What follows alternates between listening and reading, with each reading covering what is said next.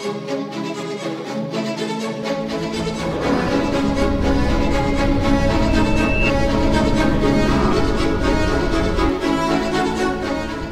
are traveling through the inter-century story of Bulgari, the extraordinary journey of Sotirio Bulgari from a silversmith to the jewelry maestro.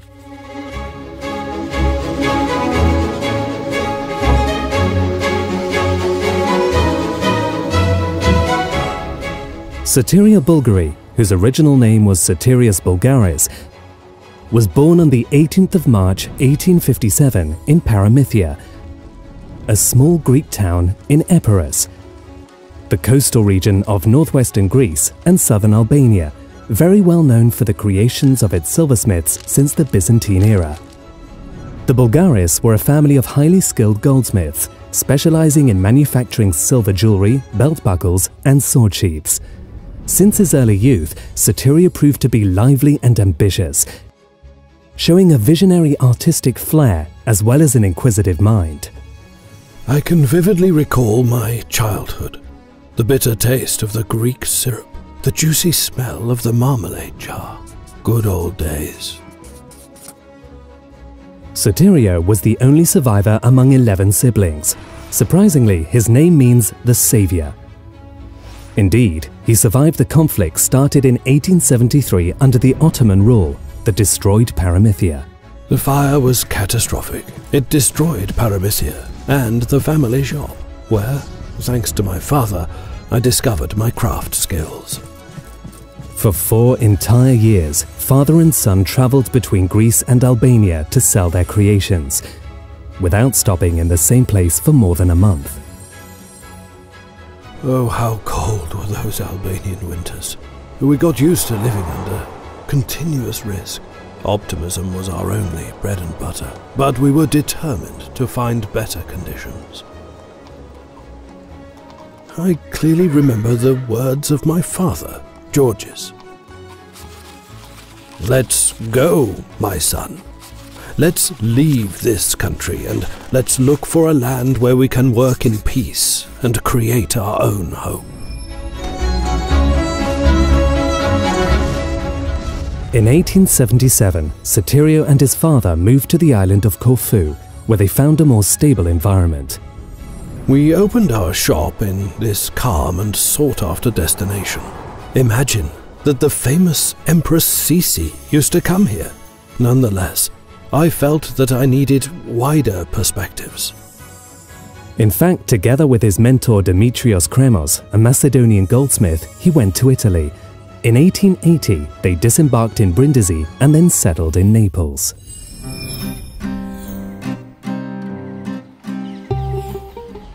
Naples, a dynamic place, full of scientism and antiques. Here, Demetrius and I opened a successful small store in Piazza dei Martiri. In fact, someone craved our creations too much. A few months later, they were robbed, and for this reason they decided to leave Naples.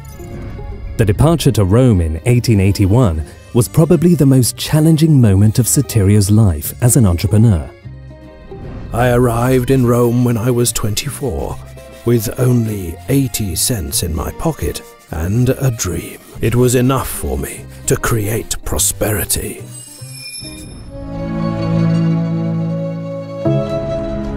At first, Sotirio and Demetrios spent a period full of pitfalls in Rome. They started working as paddlers at the Pincio, the square overlooking Piazza del Popolo, where they sold their metal artifacts. After only 3 days, they were caught without a license. Sotirio quickly found a solution. He made a deal with a Greek sponge shopkeeper, who allowed them to display their creations in Piazza Trinità dei Monti. In 1884, thanks to their first earnings, they opened a shop at 75 Via Sistina. We settled in the heart of Rome, in the so-called Tridente area. I was mesmerized by the sparkle and the cultural heritage of this magnificent city, where I met people from all around the world. The two partners broke up after some months. Thanks to his entrepreneurial spirit, Sotirio managed to open his first independent shop at 85 Via Sistina.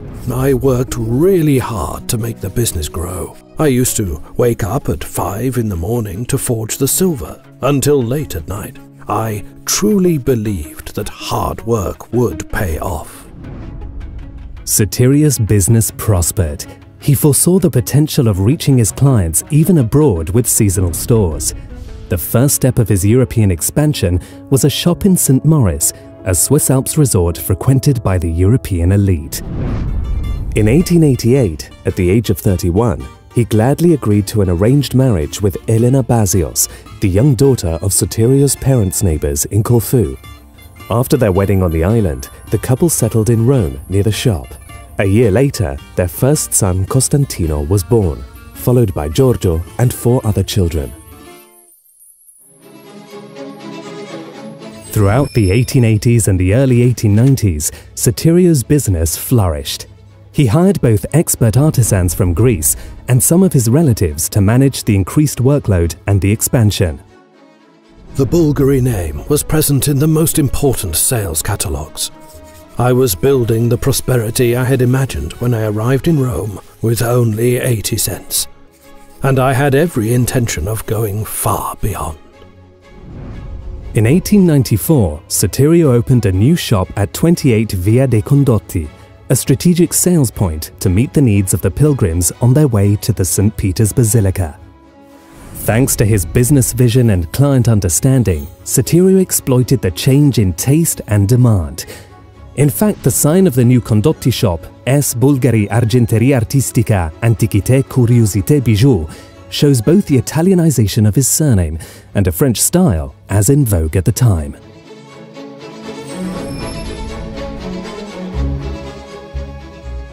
My name echoed in various European corners.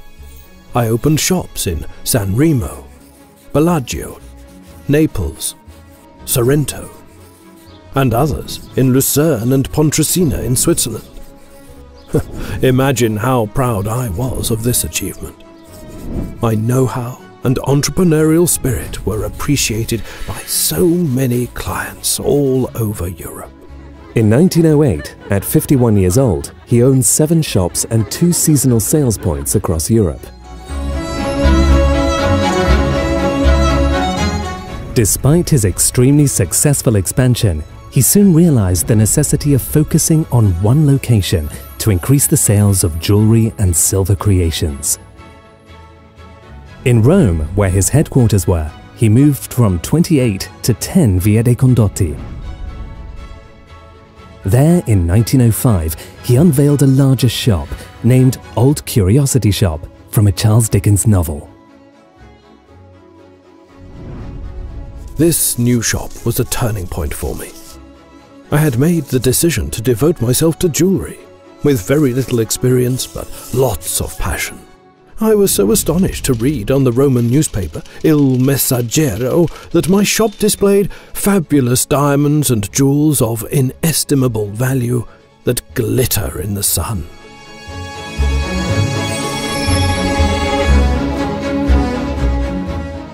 In the 1910s, Sotirio handed down his craftsmanship skills and know-how to his sons Giorgio and Costantino, who gradually took over his role. Giorgio and Costantino inherited and spread my vision worldwide.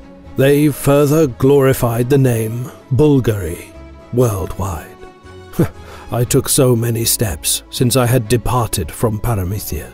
I feel so proud because I managed to hand down both my vision and my know-how to my descendants. Sotirio passed away on November 24, 1932, at the age of 75. In 1934, his sons unveiled a refurbished shop at 10 Via dei Condotti. Both its facade and its interior serve to illustrate the entry negozio, that means shop, in the Enciclopedia Treccani, one of the most prestigious Italian encyclopedias. Giorgio and Costantino and their descendants nurtured Sotirio's creative legacy up to the 4th family generation.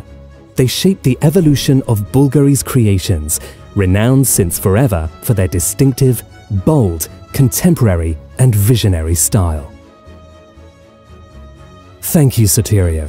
Your star continues to enlighten our creativity, entrepreneurial spirit, excellence and our dreams.